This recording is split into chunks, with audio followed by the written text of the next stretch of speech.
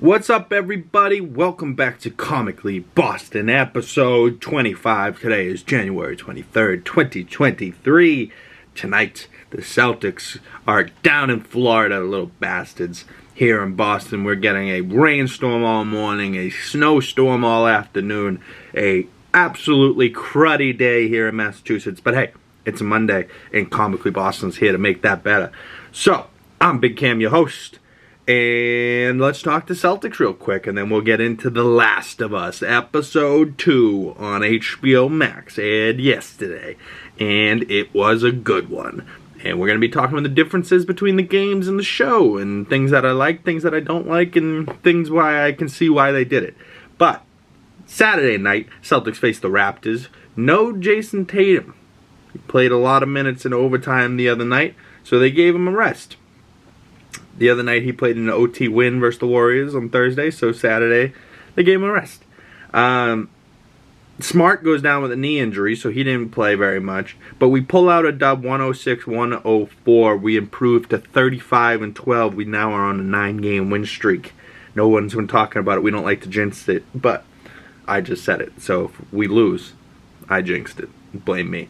But Jaylen Brown scored 27-7, 7 assists. 7 rebounds, 7 assists, 3 steals. Brogdon had 23-7 off the bench. Peyton Pritchard had 12. He shot 4 for 7 from 3-point. He had a huge 3 with 1:30 left on the clock in the fourth quarter. Love to see Peyton Pritchard stepping up. Smart goes down. We have no other real point guard on the bench. Good to see PP step up. Grant Williams stepped up off the bench. He had 25. That's a career high for Grant. 7 for 13 from the field, 4 for 6 from 3, 7 for 8 from the free throw, and he had a block. Great for him. Al Horford. No Jason Tatum. Al Horford stepped up huge defensively.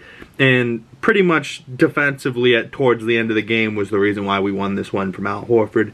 Pascal Siakam led the Raptors with 29. That was a good game. I really liked how Al Horford played, especially because he played real good against the Warriors on Thursday. Al was not happy we lost in the finals. Al has played a long time. I don't think he's ever been to the finals. He finally gets to the finals, and we lose to that bastard Steph Curry.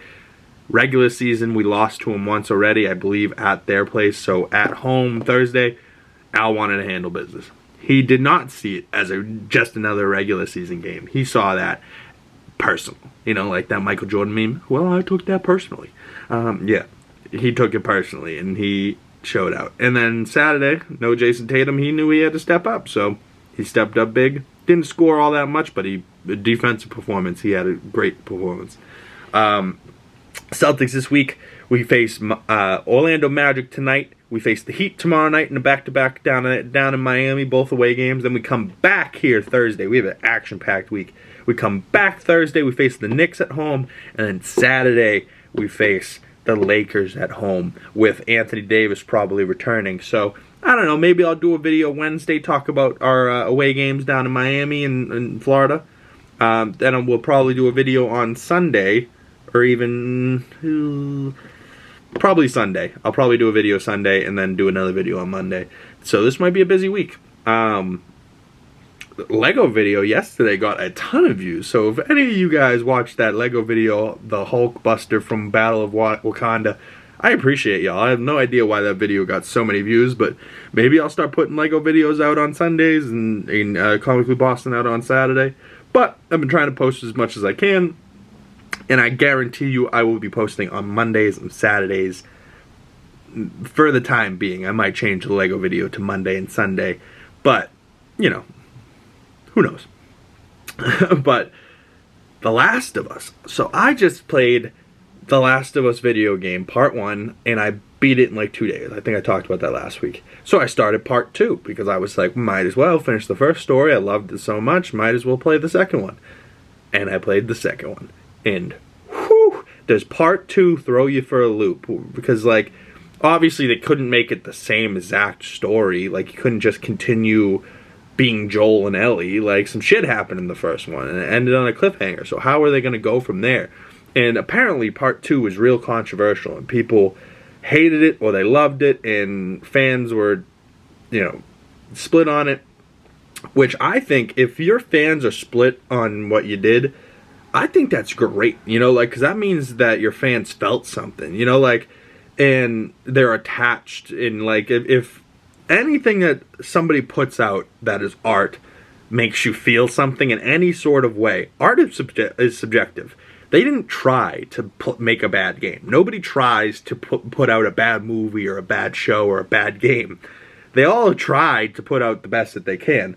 So just because they didn't do what you wanted to do in the second game doesn't mean it's a bad game. It just means that they veered off course, and if you didn't like how it ended or whatnot, it just means you were attached to the things that they did in this game a little bit more than they did in the second game. But in the second game, you know, spoilers for that. If you haven't played the game, spoilers for the game. If you haven't watched The Last of Us Episode 2, spoilers for that. We're going in today. In the second game, they bring in Abby, and you bring in this Abby character, and at first you're like, who the fuck is this Abby? I want to play as Ellie and Joel. Like, why is this bitch here? And then they intertwine her story into Ellie's story, and then all of a sudden you're playing as her, and then you're hunting down Ellie, and Ellie's hunting down them, and Tommy, and whoo, man, I do think that they should have maybe got to the end with Ellie and just had her kill her and just go home. But Ellie had been through so much, and she's like, God, this person, like, maybe they did change. Like, they're not just the person that's beat the hell out of Joel with a golf club. Spoilers for that. Joel dies in the second game.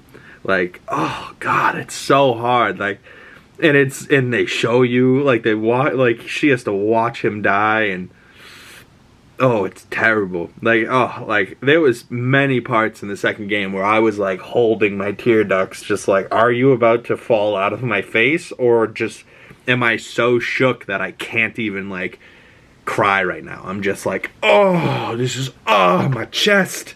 This hurts. This is so heavy. Like, oh, man. But it really made me feel something. And that game was awesome.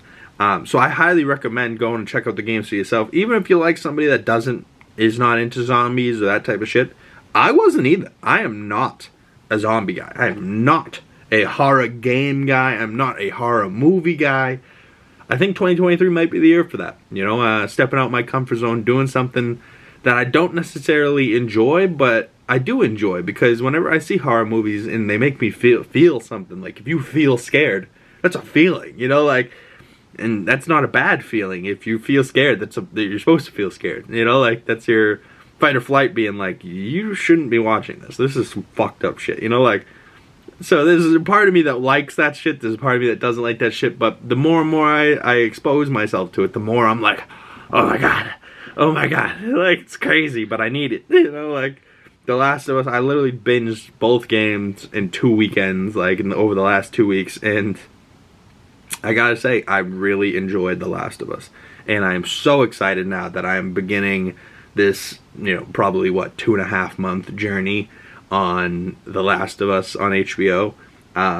Obviously, it's a show, right? So in the game, they have masks, and the way to get infected is you get bit, or you get the spores. Like, you start breathing the spores, and then you become a zombie, or whatever, a clicker. But in this, they're showing that there's hordes, and they're hordes of zombies that come after you, kind of like in other zombie shit, like Walking Dead or something.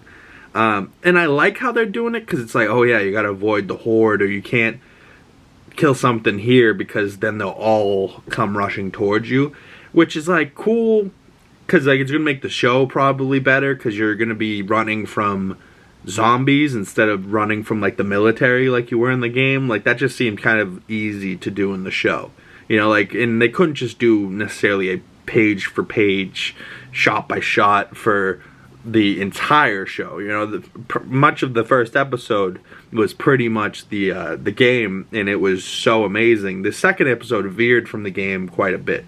You know, there's things in the game that they show, like there's a night scene afterwards, and they're running away, and they're ducking in the stealth shadows. Could they have done that? Maybe, yeah, but would it have been an hour of entertaining television? I don't know. Maybe could have been an entertaining couple minutes that they could have shuffled through it fast, but in the game, Tess and Ellie have such a relationship where she's teaching Ellie things. She's like, hey, stay in the shadows. When I say move, move. And Ellie's like, okay. She's scared. She's never been outside the quarantine zone. She's never actually seen hordes of zombies or, zombies in general or infected or, people with guns pointing them at her face because she's fucking not where she's supposed to be. So she's never been a part of anything like that. So she's just a kid. And then as the story goes on, Ellie becomes more and more badass, and you can see that Ellie can really hold her shit, and that she's not just some kid. She's really a gangsta. But Ellie in this game versus the show, I don't know. Bella Ramsey, I think, is going to do a great job. I think I need maybe an episode or two more to figure out, what's good. And to figure out what the show is really going to do. But I did like that thing, that they changed, because then we would have just had them wearing masks the whole time during the show, and then they would have had to make spores, floating around in the show, so it would have constantly been on screen. I think it's much better the way they're doing it. If you step on a piece of infected branch here, it might wake up a fungal thing a mile away, and then they'll all start rushing towards you. So you have to be super careful with how you're getting around. But I do like how the game and the show, they have to move things from doors to open a door. There's so many things that they're stealing from the game and putting into the show that it just makes it feel so great. Especially if you've played the games. It makes you just be like, oh yeah, I was just doing this. Oh, I'll move the thing out of the way. Open the door. Okay, it's clear. You guys move. It's obviously it's not the game, and you can't just control the characters. So they had to make it a show with a story and progress along and make it seamless. And I really like it. Episode 2, Tess dies. Tess is a badass character from the game. And in the game, they never really touch on it, that they're like a love interest, but they do, she goes, Joel, I know there's gotta be something enough here, so you take this girl and they skipped that whole dialogue, and they changed it all, and in the game, Tess goes down shooting military men that are running in on them, and Joel and Ellie escape, and then you see Tess die on the ground. She took out 2 of the guys, they got her. But she took out 2 for 1 on her way out. She didn't want to be infected, so she's not going to be infected. She's dead. She gone. And so she took out 3 people in the game, and then the soldiers come running after you, and you keep running, and you take off with Ellie. But then that's how you and Ellie get together, right? So the show was kind of more like they showed a little bit more of their relationship between Joel and Tess and with Pedro. She got in bed and wrapped her arm around him.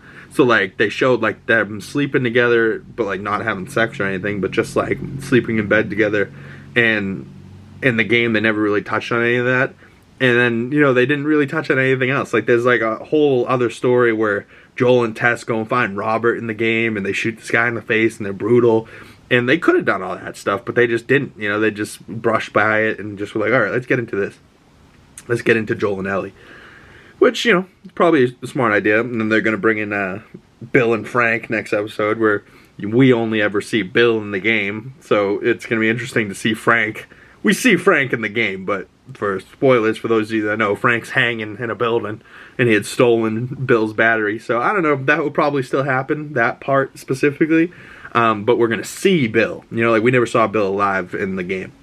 But I think Nick Offerman is playing Bill, so that should be funny. And they probably did more with his character because he is a great actor and he is funny. So I'm very curious to see next week's episode. If you guys are watching these episodes week to week on HBO Max with me, please comment below. And tell me what your thoughts are of the game. Have you played the games before watching the show? Have you not played the games? I would like to know either of those questions. And if you haven't played the games and you are watching the show, what are your thoughts? Do you think anything of it because you haven't played the games, or are you enjoying it? What are your thoughts? I'm curious. Comment below. If you do watch it every week, though, I highly recommend waiting till the end of the episode, past the credits, and then you see the trailer for next week's episode, which always gets you going, teases you a little bit for next week. But then you see the directors and the commentators and the actors talk about the episode, so you get more information on the episode, more of how the characters were feeling, more about how they shot it, you know, like more of everything, more of the decisions they made, you know, so why they made clickers the way they did in the game, and why they did it, they wanted to make it look the way they did in the movies or in the show, so that they still scared people, but people from the game went, that's a clicker, you know, like, so they did that kind of stuff. And then why they did the move with Tess, and Tess ends up, instead of getting shot by 2 military men, ends up getting like a kiss from an infected, and the infected puts the infected in her mouth, like it's disgusting. She drops a lighter on gasoline in the place and blows up a bunch of hordes, you know, so like she burns alive an entire horde of zombies. She goes out, you know, kind of badass in the show, a little bit more than the game, I would say, but we get less bonding time with Tess, so she goes out better, but we don't care as much because we didn't have as much time to bond with her. But I don't know, Tess was still a badass, and poor Tess got infected, so Tess went out and she burned to death, you know, like, or a big explosion, she blew up, so that happened. But Pedro and Ellie at the end of the episode they run outside, they see the explosion happen, they see the zombies walk out burning, they die, and then Joel keeps moving and Ellie's just sitting there in the grass like, oh my fucking god, did that just happen? Tess is dead, what the fuck? You know, so now, you know, she didn't say any of that, but it's all written on her face. She's just like, you know, like she's all scared. But man, Bella Ramsey, Pedro Pascal, I'm gonna really love this show. I cannot wait. A couple weeks of my birthday. I think not this week, but next week. So that's coming up, you know, things to look forward to. Jake Pilley the Gorilla fights in 3 weeks. My mother's birthday's in 4 weeks. Ant-Man's in 4 weeks. So there's quite a bit coming. So stay tuned, y'all. We'll be reacting to The Last of Us. I hope you guys are watching it too and enjoying it. We'll be watching the Celtics this week. I hope you guys are as well. We'll be watching movies this week. We'll be finishing Breaking Bad this week. So next week, you know, we'll be talking about Breaking Bad. Spoilers for the ending of that. And if you guys have been with me for 25 episodes of Comically Boston, comment below, because I love you. I really do. If you have been supporting me and watching this shit, it goes a lot further than you think. Smash that subscribe button. It really helps more than people think or know. And it goes a long way for me, and it's easy for you. It's just an email, type it in, it's free, hit the subscribe button, go on with your day. And if you like and leave a comment, that helps the channel so much more than you think. But I'm Big Cam. I'll see you in next week's episode. Peace, peace.